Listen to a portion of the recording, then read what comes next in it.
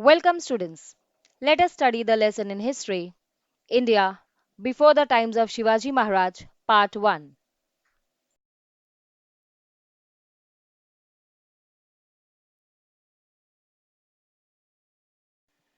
Today, we will study the following topics of this lesson. The topics are the various dynasties ruling India before Shivaji Maharaj, which covers Indian dynasties. Invasion from the northwest are the foreigners who attacked India. Sultanate in the north tells the story of Muhammad Ghori. The Vijayanagar kingdom and the Bahamani kingdom talks about its emergence. And the most important person of Bahamani kingdom, Muhammad Gawan. Now, let us study in detail.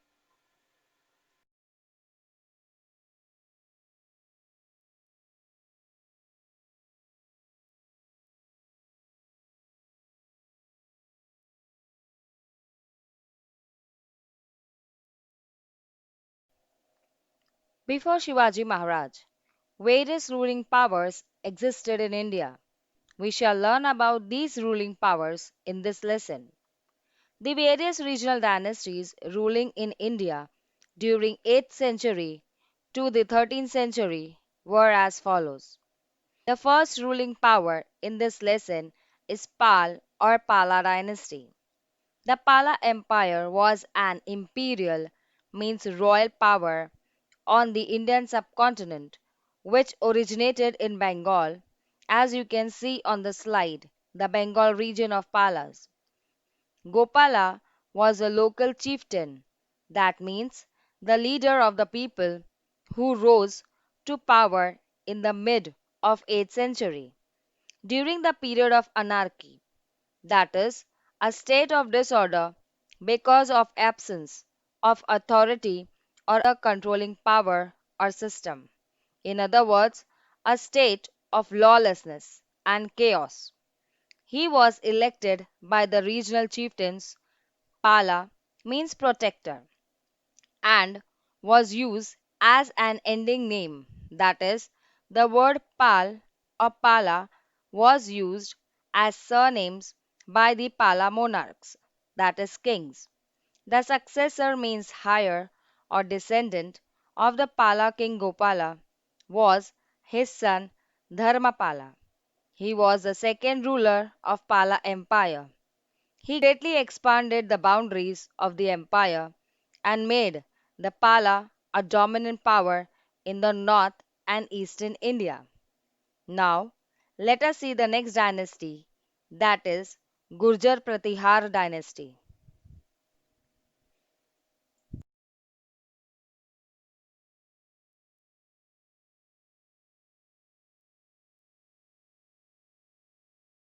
In central India, the Gurjar Pratihar dynasty was an imperial power on the Indian subcontinent that ruled from the middle of 8th century to 11th century. Nagabhat I was an Indian king who founded Gurjar Pratihar dynasty. He was the first significant king of the dynasty and because of his achievements that included defeat of the Arabs, he became more famous in his line, that is, his family became famous than other Gurjar Pratihar families. He was succeeded by his nephew Kakushtha and who in turn was followed by his brother Devaraja. Their power spread up to Andhra Pradesh, Kalinga, Vidarbha, West Kathiawar, Kannauj, and Gujarat. The Gurjar Pratihar was known for their sculptures, carved panels, open pavilions, style temple, means a building on the edge with an open space in center. The greatest development of their style of temple building was at Khajuraho, now a UNESCO, that is, United Nations Educational, Scientific, and Cultural Organization World Heritage Site. Let us move on to the next dynasty, that is Rajput dynasties.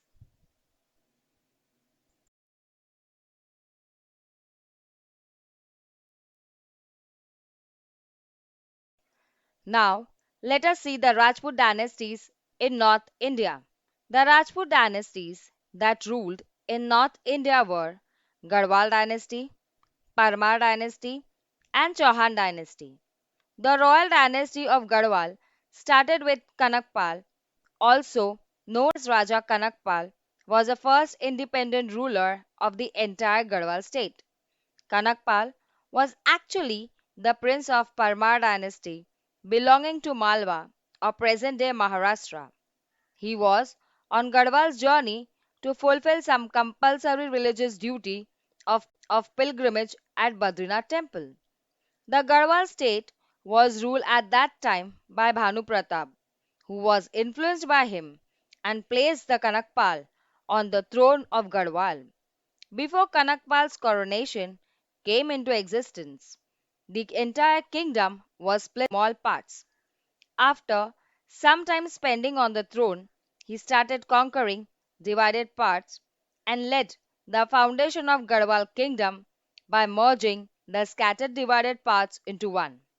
You can see the united Garhwal kingdom in North India in the map on the slide. The next is Parmar dynasty. The Parmar dynasty was an Indian dynasty that ruled Malwa and surrounding areas in North India. The Parmar dynasty was founded by a chief called Upendra or Krishna Raja at the beginning of the 9th century. The capital of the Parmar dynasty was initially Ujjain, which later was replaced by Dhara in Madhya Pradesh. One of the successor of Upendra, named Munja, was a patron, means sponsor of the poet and scholars, and was a great poet himself.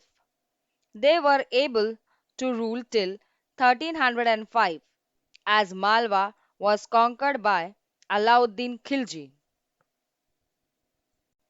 The last dynasty ruled in North India was the Chauhan dynasty.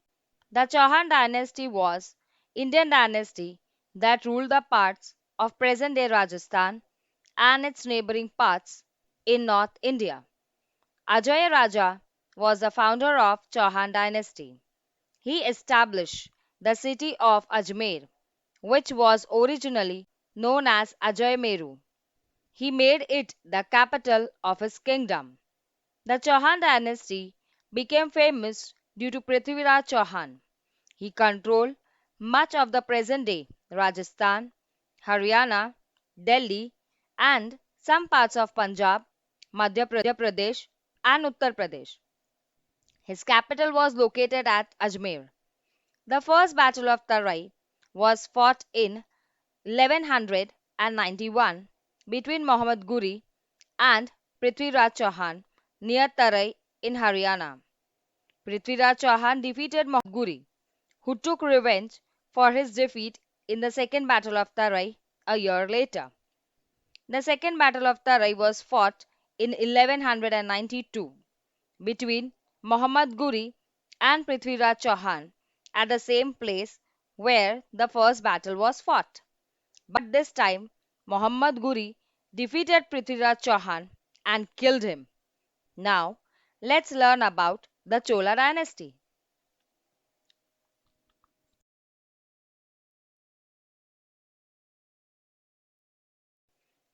King Vijayalaya was the founder of the imperial Chola dynasty, which was the beginning of one of the splendid empires of Indian history. The Chola dynasty was a Tamil dynasty of southern India, one of the longest ruling dynasties in the world's history, who ruled for more than 1500 years.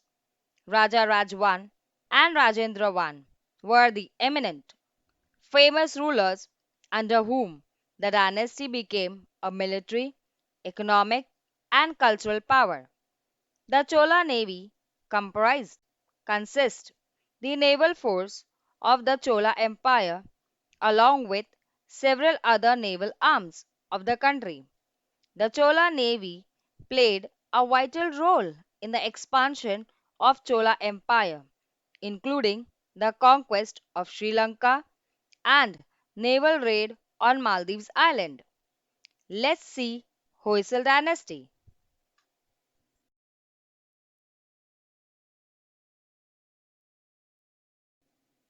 The founder of Hoysala dynasty was Sala. On the order of a Jain monk, Sudatta, he fought with a tiger and killed it. It inspired the people, and they shouted, Hoysala! And he established his empire. The Hoysala dynasty was a Kannadiga power originating from the Indian subcontinent that ruled most of its now Karnataka. King Vishnuvardhana belonged to the Hoysala dynasty who conquered and ruled whole of Karnataka. He ascended. He sat on the Hoysala throne after the death of his elder brother Veera Ballal.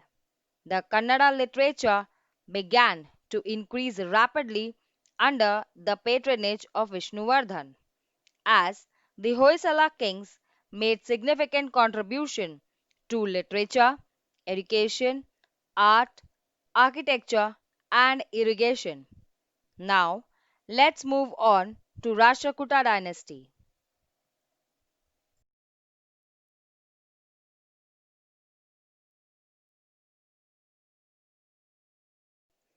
Rashtrakuta was a royal dynasty ruling large parts of Indian subcontinent. Rashtrakutas were of Kannada origin and the mother tongue was Kannada. The founder of Rashtrakuta dynasty was the king Dantidurga. His capital was situated in Gulbarga area of Karnataka. He defeated the Chalukyas and took the title of Rajadhiraj and Parmeshwara. The famous rulers of Rashtrakuta dynasty were Govind III and Krishna III. Govind III succeeded his father Durvadharavarsha.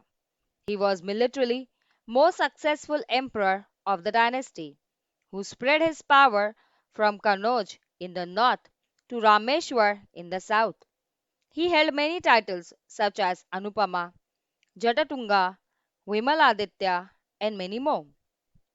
Krishna III, whose Kannada name was Kannara, was the great warrior and able monarch, means king of Rashtrakuta dynasty. He was shrewd, that is, sharp administrator and skillful military campaigner. He fought many wars to bring back the glory of Rashtrakutas and played important role in rebuilding the Rashtrakuta Empire. During his rule, he held the titles like Maharaja the Raj, Parmeshwara, etc. At his peak, he ruled vast empire, conquering the regions up to Allahabad, according to a copper plate issued by Shilahar king of Thana. When the king Krishna III moved his armies, the kings of Chola, Bengal, Kannauj, Andhra Pradesh, and Pandya region used to quiver, means shiva. Now, let's move on to Shilahar dynasty.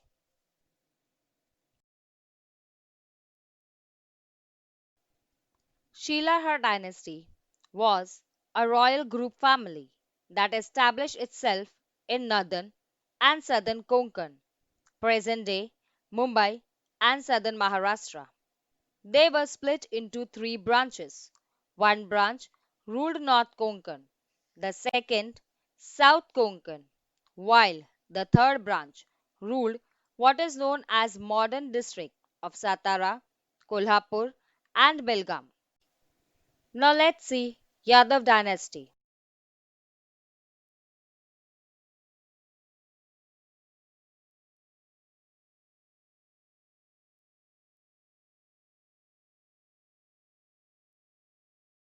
The last prosperous power before the period of Shivaji Maharaj was that of Yadavas.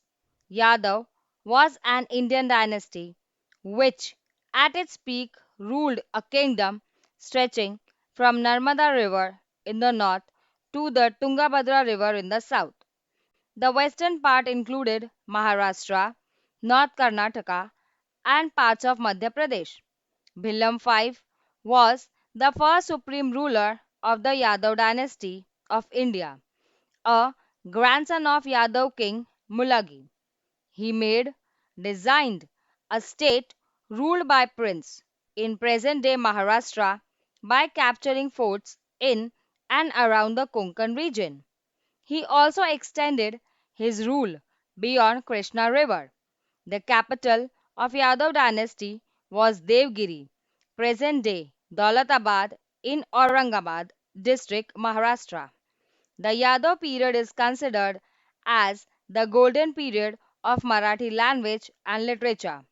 It was this period that Warkari movement and Mahaanubhav Panth emerged. Warkari is a religious movement associated with an Indian state of Maharashtra and North Karnataka. In Marathi language, Wari means pilgrimage and a pilgrim is called Warkari. Warkaris worship Vithoba, also known as Vitthal, a deity at Pandarpur. Mahaanubhav Panth is also known as Jai Shri Krishna Panth, started by Chakradhar Swami. The Panth works on the idea of moksha. It is a religious as well as social movement in which all members are accepted irrespective of caste. Now, let us see the invasions from the northwest.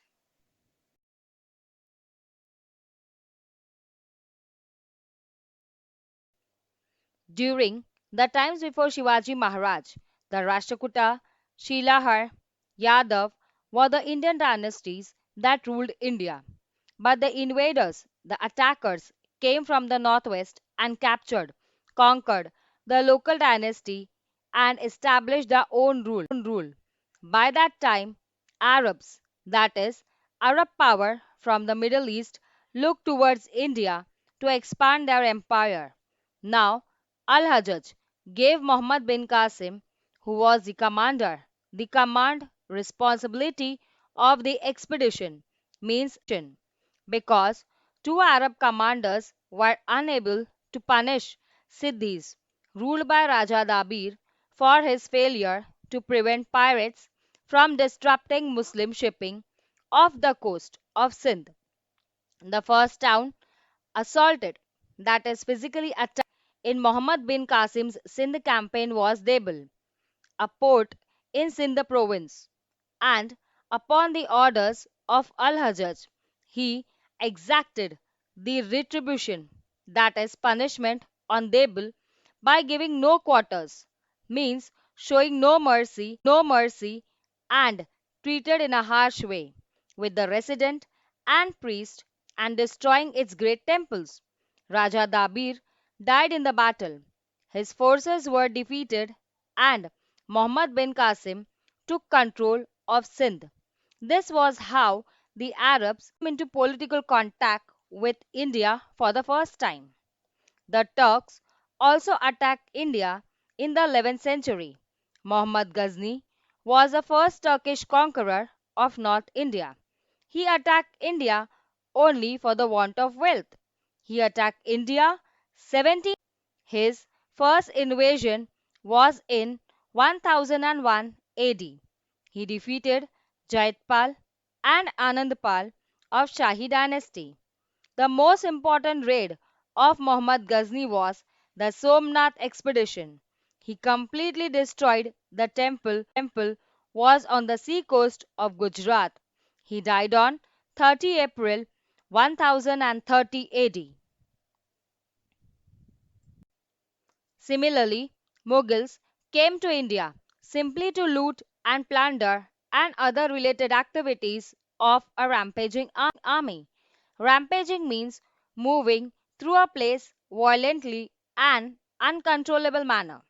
Babur was the first Mughal emperor who was born in present-day Uzbekistan and became the ruler of Kabul in Afghanistan.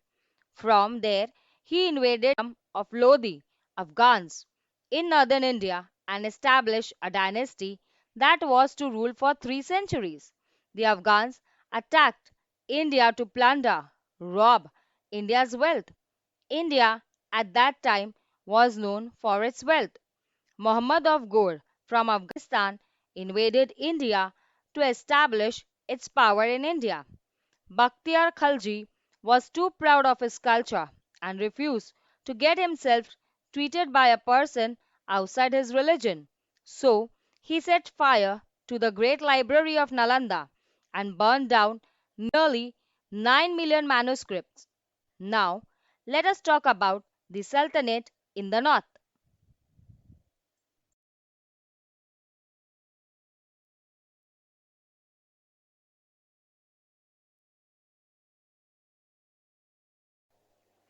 Muhammad Ghori of Ghor in Afghanistan made his first expedition to India in 1175 AD. In the first battle of Tarai, he was defeated by Prithviraj Chauhan. In the second battle of Tarai, he was assisted by Kutubuddin Aibak, a slave, and defeated Prithviraj Chauhan and killed him. Muhammad Ghori returned from India by entrusting the governance of his territory in India in the hands of Kutubuddin Aibak.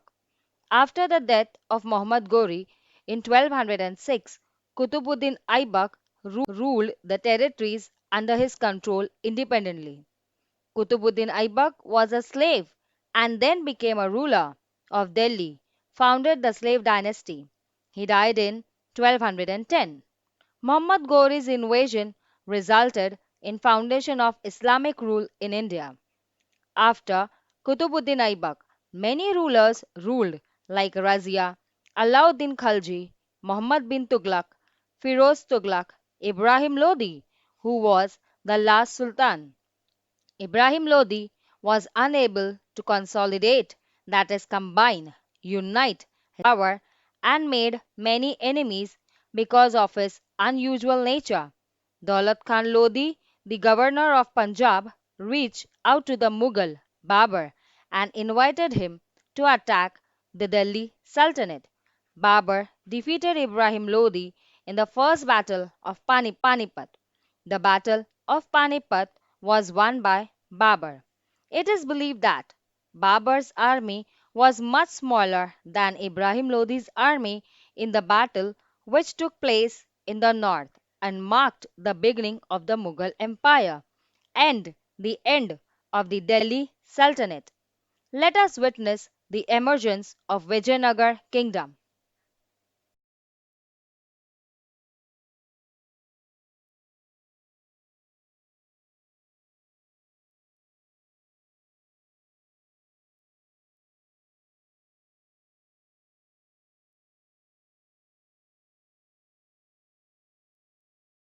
During the rule of Sultan Muhammad bin Tughlaq of Delhi, there were many revolts in the south against the central powers of Delhi. When Muhammad bin Tughlaq was losing his power in Deccan, gave rise to two kingdoms, that is Vijayanagar and Bahamani kingdom. The two Sardars, Harihar and Bukka, who were in the service of Delhi Sultanate, found an independent kingdom of Vijayanagar in 1336, as they took the advantage of instability in south. Hampi was the capital of the kingdom, which is in today's Karnataka. Harihar was the first king of Vijayanagar and he was succeeded by his brother Bukka. Bukka expanded the empire up to Rameshwar.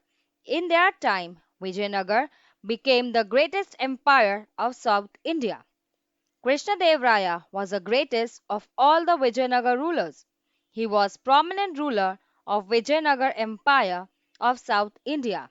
He ascended the throne in 1509 and developed a strong relationship with the empire's prime minister Timarusu, whom he looked upon as a father figure. He was crowned during the saddest period of Vijayanagar Empire and hence spent the first few years of his reign. When he became the king, he went on battling, sieges, and conquest to consolidate, means to unite the kingdom.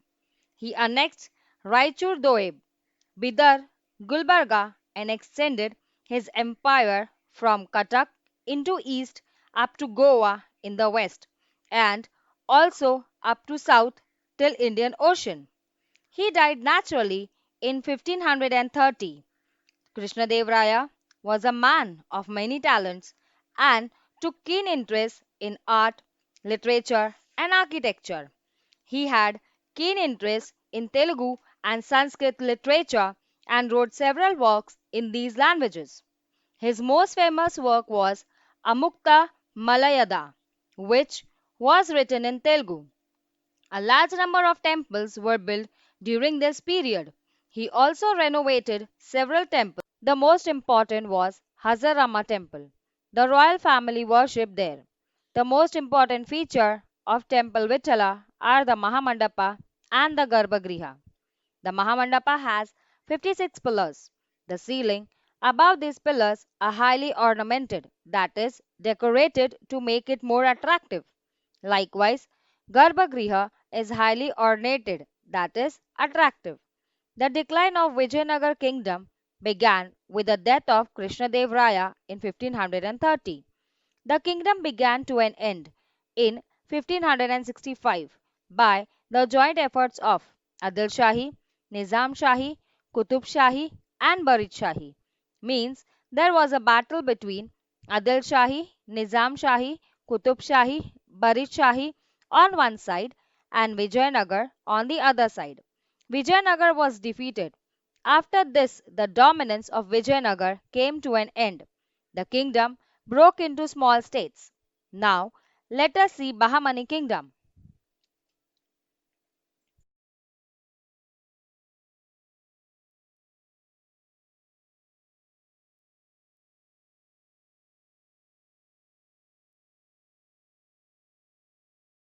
The first independent Islamic kingdom in South India was the Bahamani kingdom, one of the greatest medieval Indian kingdoms.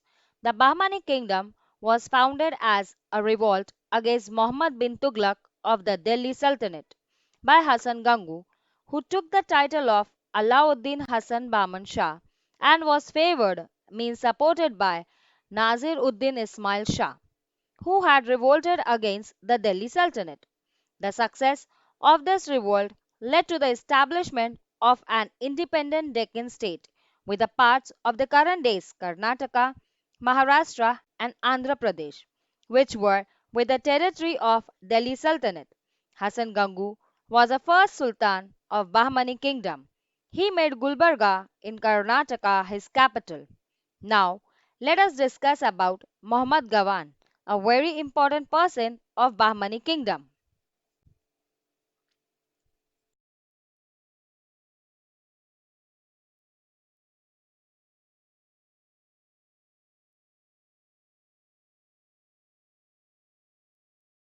Muhammad Gawan was a chief wazir. Wazir means minister in the Bahmani kingdom. He was a storehouse of wisdom. Muhammad Gawan enjoyed the trust and confidence of rulers, locals, as well as that of foreign kingdom, who had a great respect for him. He reformed the military by improving their service conditions. He gave the soldiers their salaries in cash instead of land grants. He ensured better discipline in the army. He reformed education by setting up a madrasa in Bidar for Arabic and Persian study. He exercised the control over officials to make sure they took interest in agricultural development and also made sure that they would not charge more than the fixed revenue.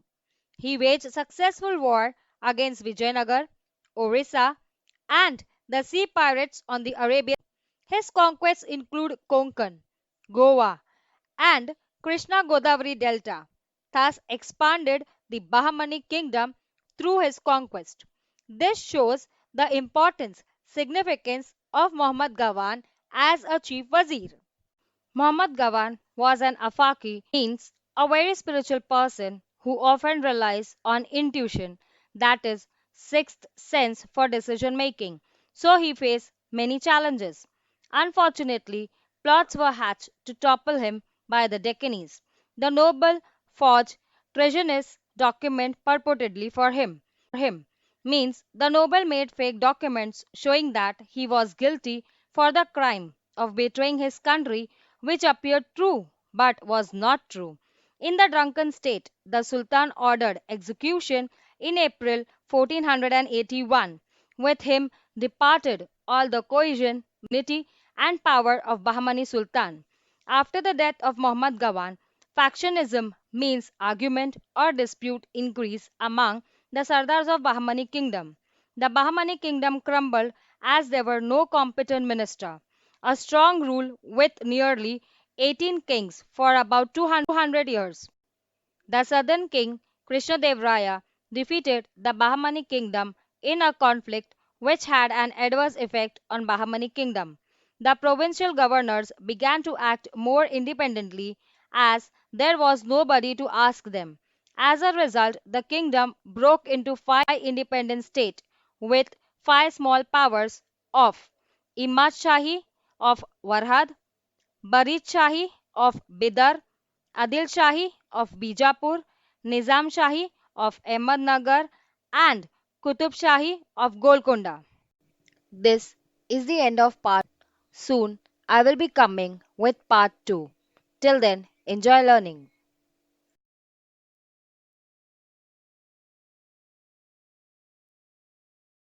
Thank you for listening.